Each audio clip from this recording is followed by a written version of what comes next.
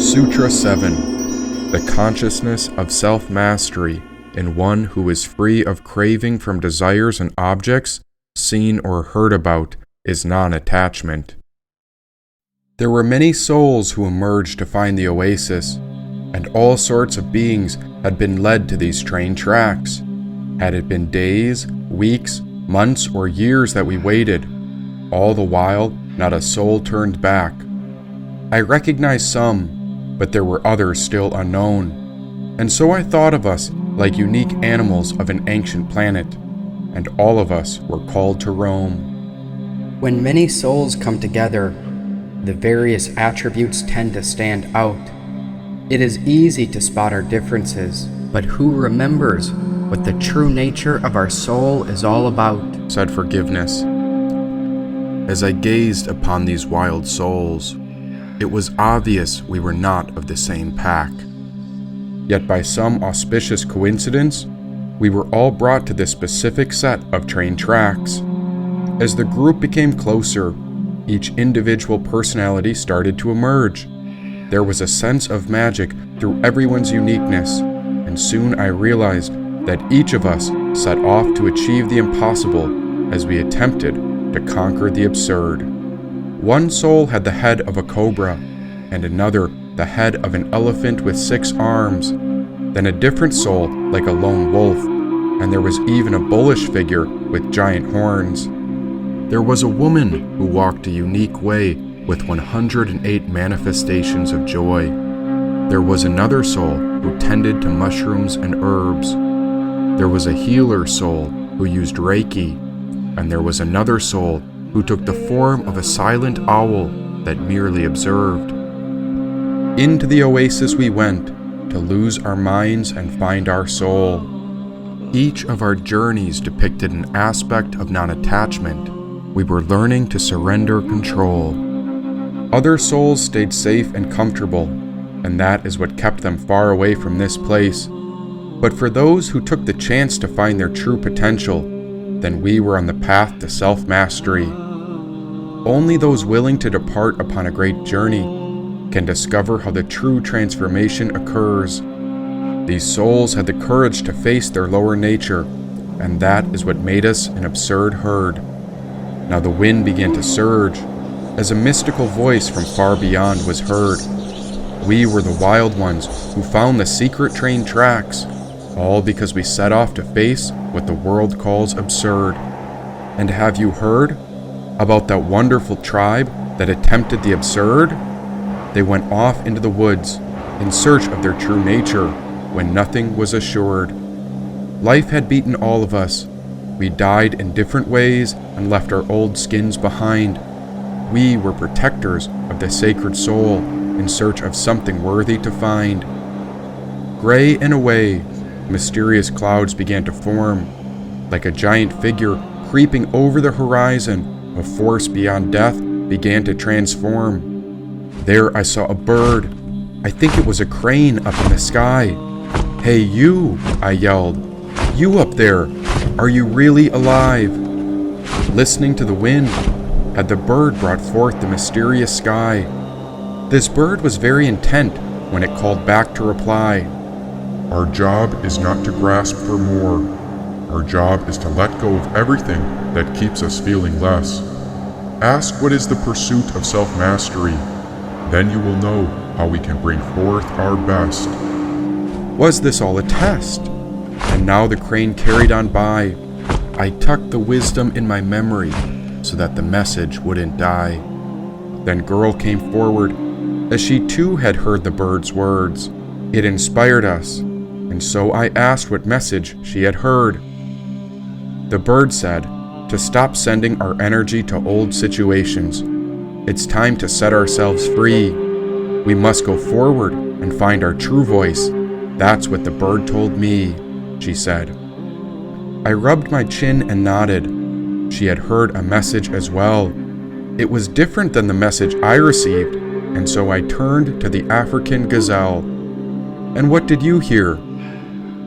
The way to discover our true potential lies in where we focus our attention. And if it costs us our peace, then it's too expensive, said the African gazelle. I looked to the black cat, who seemed to be a creature of the mist. To forgive is to give your energy forward from the past and reclaim it in the present, said forgiveness.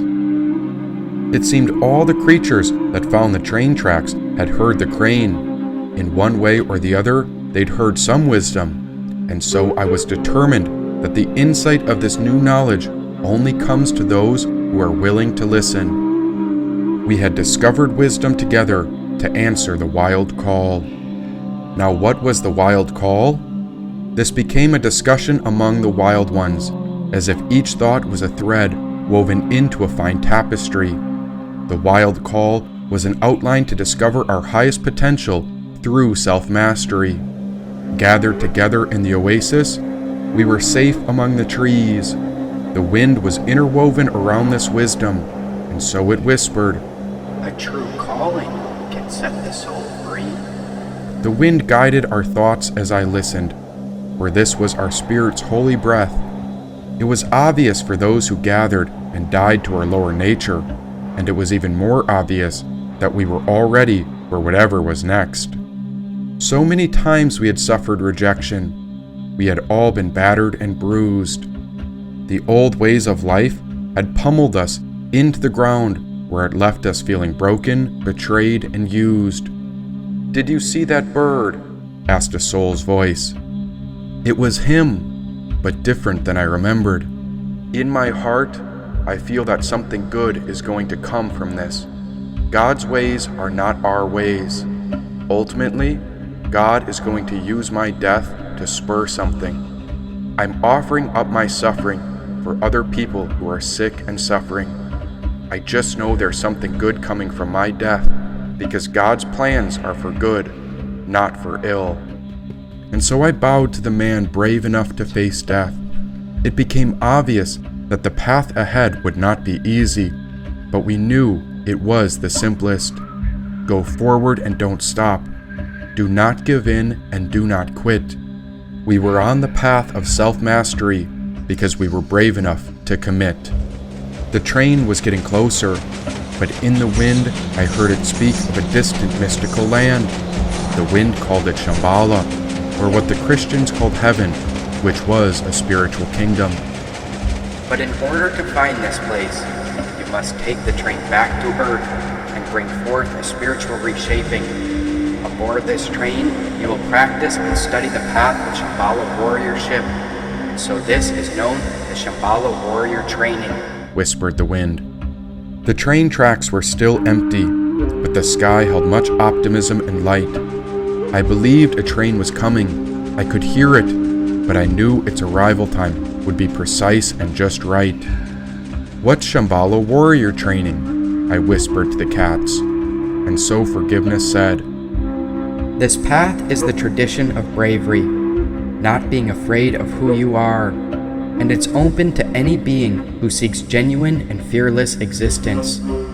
The practice of meditation is the foundation for the realization and understanding of all the principles to come.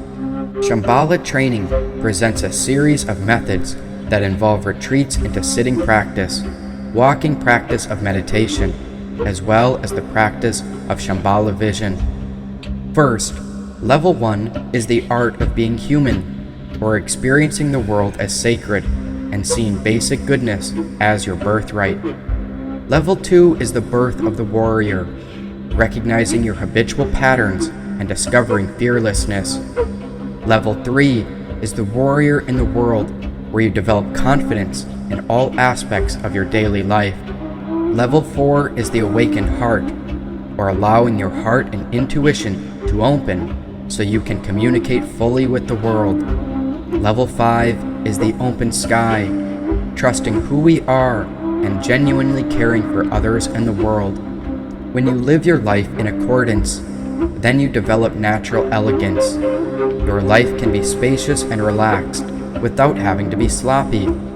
You can actually let go of your depression and embarrassment about being a human being, and you can cheer up. In order to let go, you have to train yourself in in the control of renunciation and discipline. Our challenge is also one of the most important principles of letting go, which is living in the challenge. For the warrior, every moment is a challenge to be genuine, and each challenge is delightful. When you let go properly, you can relax and enjoy the challenge. When you look at yourself in the mirror, you can appreciate what you see, without worrying about whether what you see is what you should be. You can pick yourself up on the possibilities of basic goodness and cheer yourself up if you relax with yourself. Dignity comes from using your inherent human resources by doing things with your own bare hands on the spot, properly and beautifully. You can do that even in the worst of situations. You can still make your life elegant. A further stage of letting go is telling the truth. In the Shambhala kingdom, honesty is the policy. It does not mean that you have to bare your innermost secrets and expose everything that you are ashamed of. You have nothing to be ashamed of. That is the basis for telling the truth. What you are is genuine and basic goodness, which is the center of the spiritual soul. All souls are good. When all babies are born, they are basic goodness. They are pure in spirit. If you can remember that, then you can let go of hesitation and self-consciousness and tell the truth without exaggeration or condemnation. Avoiding the truth defeats the purpose of speech as communication. Letting go is relaxation based on being in tune with the environment and the world. Telling the truth is also about gentleness. A being in the kingdom of Shambhala speaks gently. He or she doesn't bark. Gentle speech expresses your dignity, as does having a good head and shoulders. If you are telling the truth, then you can speak gently and your words will have power. The final stage of letting go is being without deception, your self-deception, your own hesitation and self-doubt, which may confuse other people or deceive them. Being without deception is an extension of telling the truth. It is based on being honest with your higher self. When you have a sense of trusting in your own existence, then what you communicate to other people is genuine and trustworthy, said Forgiveness. When the black cat spoke, I thought of a candle, like a wax pillar holding up the center of light. I felt the warmth in my teacher as my mind perked up and was illuminated bright. There in the distance, a train was coming our way. I recognized it so fast because this train was full of wonder and it was not far away. And so Forgiveness continued. Yoga is the restraint of the modifications of the mind, and it is our mind that can be molded. By being very intentional and honest with our thoughts, there's not a single barrier to what we can find. There's a whole universe to explore just by getting on this train. The connection to all the truth is through the connection of our heart and our brains. Normally the mind gets attached by seeing or hearing something. It is mainly through the eyes and ears that the mind goes out and gathers things to satisfy its desires. Before the mind is attracted to something it sees or hears, we begin to have discrimination to see whether that object was good for us or not. The mind should not just go grasp as it wants. There must be someone who is in control. And then who is in control? Said Forgiveness. If I am not the mind, then who am I? Think of our true nature, that seer of the soul who persists. You are not the voice within your mind, but rather you are the one who hears it. Then we are all spiritual beings, and we come together like creatures of a distant land, gone beyond the material world, but not quite gone beyond the human man. We are all somewhere in between, something like a dream. But what are we really, and what does it all mean? We are individual avatars, or expressions of the divine. Layered in covers, we are the truth we are seeking to find. We are born to live our purpose, and we also need to learn how to let go and become who we are. We are no different than lanterns in the universe. We are illuminated, burning stars. The aimless wander in space. but we have learned to illuminate our souls to burn bright. We do this so anyone wandering in the space of aimlessness can find their North Star. That way, we can help others get home through the darkest night. An avatar is an incarnation. It's the embodiment of spirit into the physical body of a person. Our soul often gets attached to the human body, but the spirit remembers our past lives so we can be guided by old lessons. Avatar means descent, and I believe this train track means we're heading back. Only the brave ones are called to go back to alleviate the suffering of all beings. We can change the world, and that's why we've gathered. All of these souls were avatars, wearing fascinating ornaments, jewels, and bands over their disguises. Some were that of animals. Others wore many faces at once with multiple arms, but all of us had the glowing sun shining out through our irises. Like a spiritual barcode, these unique aspects were ways to differentiate us from the all. We were avatars of creation. We were the wild ones who were called. But here's the strange thing. The deeper I looked, the more I began to see us like auras of the same mystical color. When I really focused close on anyone's soul, it was clear light, yet it had an appearance creating a luminous cover. This cover appeared unique. It was the avatar of who we were. Again, it did not matter what I called it, because the soul in totality was all there. Again, the crane flew over, and this time it didn't need to speak, for I heard what it said, because the thought came into my mind on repeat. Our job is not to grasp for more. Our job is to let go of everything that keeps us feeling less. What is the pursuit of self-mastery? How can we bring forth our best? And what does it mean not to grasp when we truly let go? And so forgiveness spoke. Non-attachment literally means colorless. Every desire brings its own color to the mind. The moment you color the mind, a ripple is formed. Just as when a stone is thrown into a calm lake, it creates waves in the water. When the mind is tossed by these desires, one after the other, there won't be peace or rest in the mind. And with a restless mind, you can't have steady practice.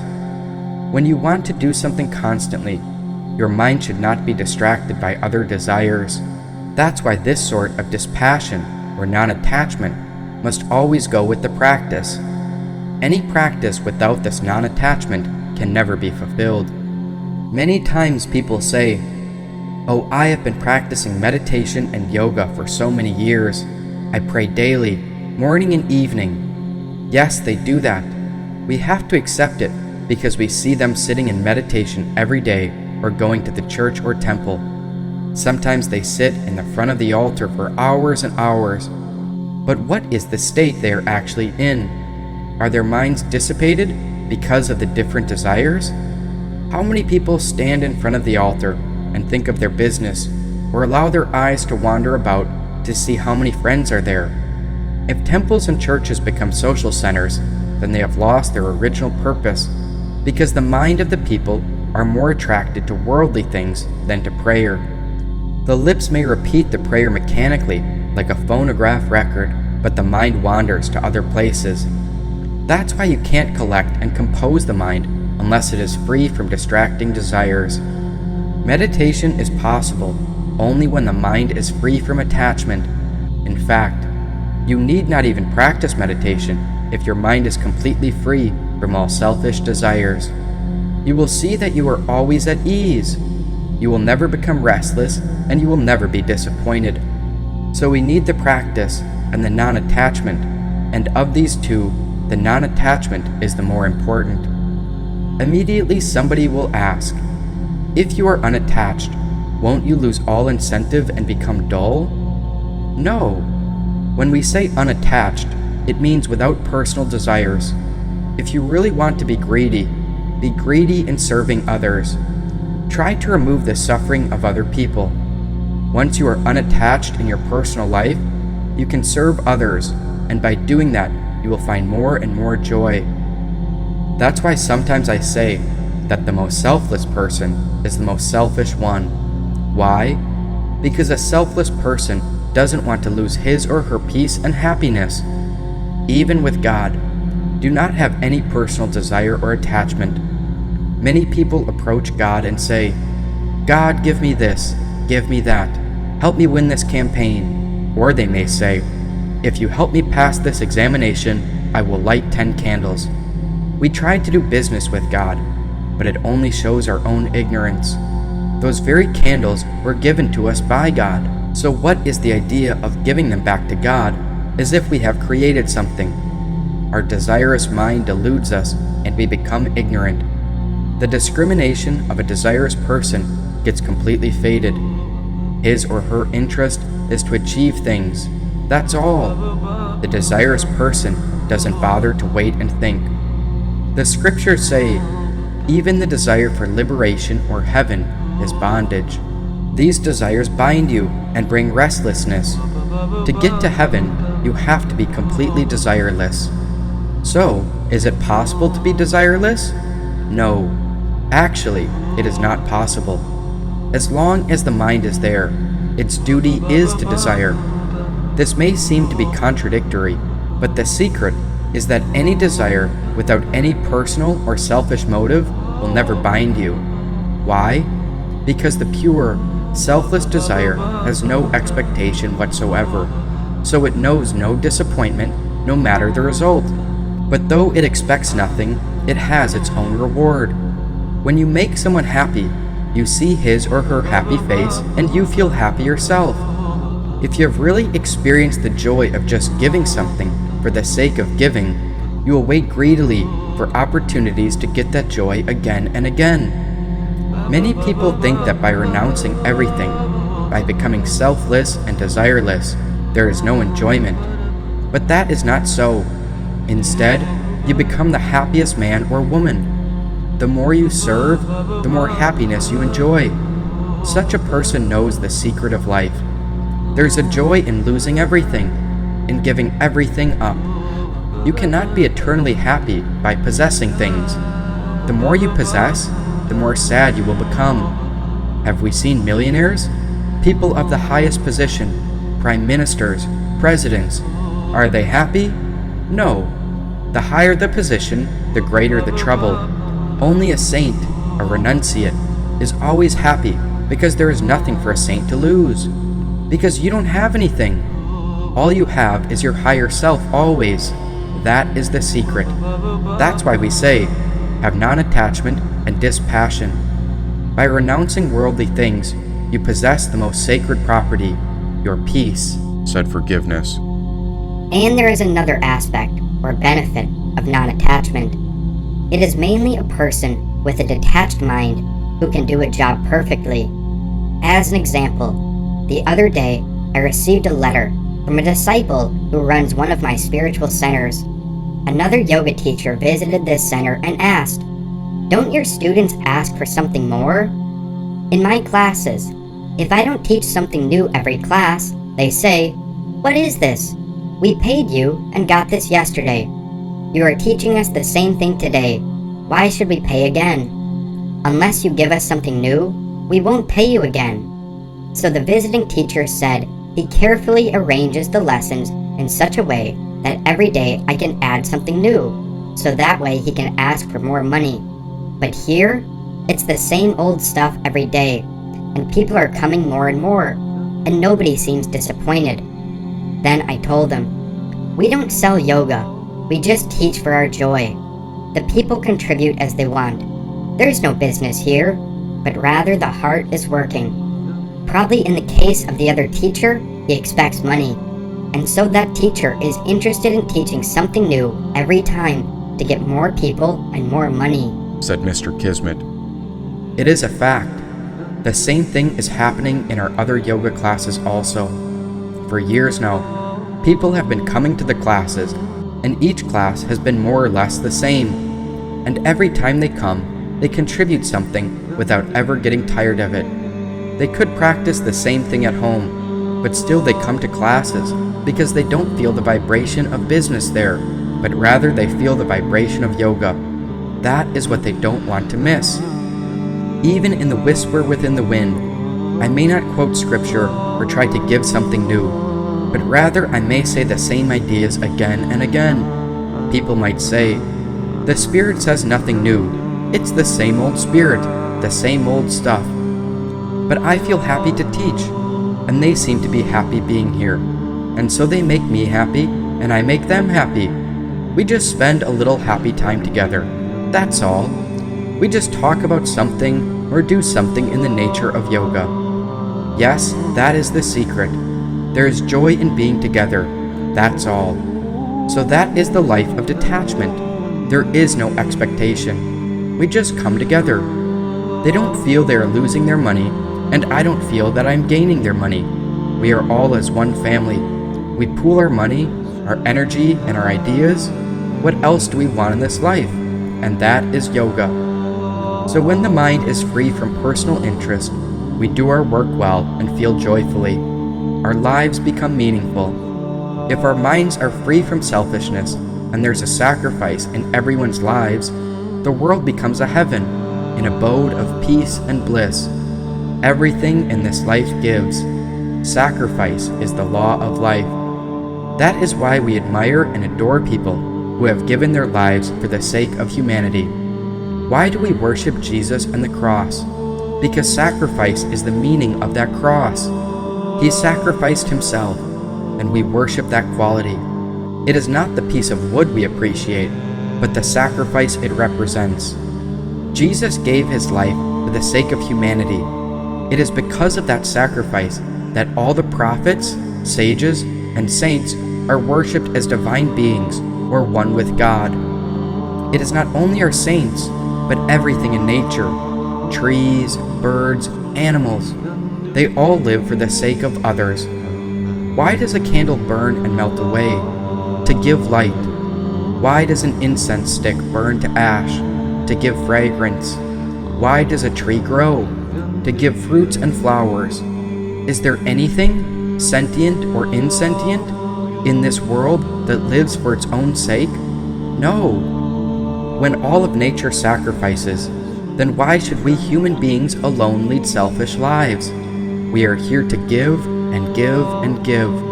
What is due to us will come without our worrying about it. Of course, even here we can wonder, if I am to lead a sacrificial life, how can I eat? How can I clothe myself? Or how can I have a house of my own? You can have all these things to equip yourself to serve others. You must have a bed to rest in to feel refreshed in the morning in order to go out and serve others. You must eat to have enough energy to serve others. So you do everything with the idea that you are preparing yourself to serve others. Even the practice of meditation is not done just for your own peace, but is done because with a peaceful mind, you can go out into the world and serve well. With that very idea, you can meditate. So, even your yogic meditation becomes a selfless action. That is what is meant by, even with God, do not have attachment. This non-attachment alone is enough to change your entire life into a joyful one, said Forgiveness. With that teaching came forth a magnificent train. It approached slowly, but did not stop, and this occurrence was beyond what I could explain. Just as we were all learning to let go, the train arrived right here, and all of those who had gathered in the wonderful oasis could not quite explain it, since these train tracks looked as if they had not been used in years. "Hop on," said Guru without looking back. The train arrived and it never stopped, and that's when I saw two butterflies dance through the air. They chased each other, circling round and round without a single care. But those two butterflies flew right over the tracks, and just as the train came cruising in, it hit one of the butterflies. All those courageous souls who were called here began hopping on the train, but I couldn't move because I saw the other butterfly continue away while the other was left stranded in pain. The butterfly with the broken wing fluttered on the ground, and its lover was no longer around. All the while the train was so mysterious as it didn't stop while those wheels spun round and round. Souls were hitching a ride on the train. They jumped aboard as if this was such a dangerous game. But this poor butterfly could no longer fly, so my heart began to burst with tremendous pain. "Come on," said the yogini as she hopped aboard. After I walked closer to the train, right as I was ready to hop on, I had to go back to the butterfly where it climbed on my finger. But for how much longer would its life go on? I wanted to save it, but what could I do? If you want to board the train, you must not be attached, and so you are called to let go, said Forgiveness as he and Mr. Kismet jumped aboard. I carried the wounded butterfly to a tree, and it was obvious the butterfly was hurt. I realized that the wing on the left was completely broken, and its full range of motion no longer worked. I said goodbye to the butterfly, and then I ran to hitch a ride where I caught the very back of the train. I managed to get on the caboose, and then came the onset of fresh rain.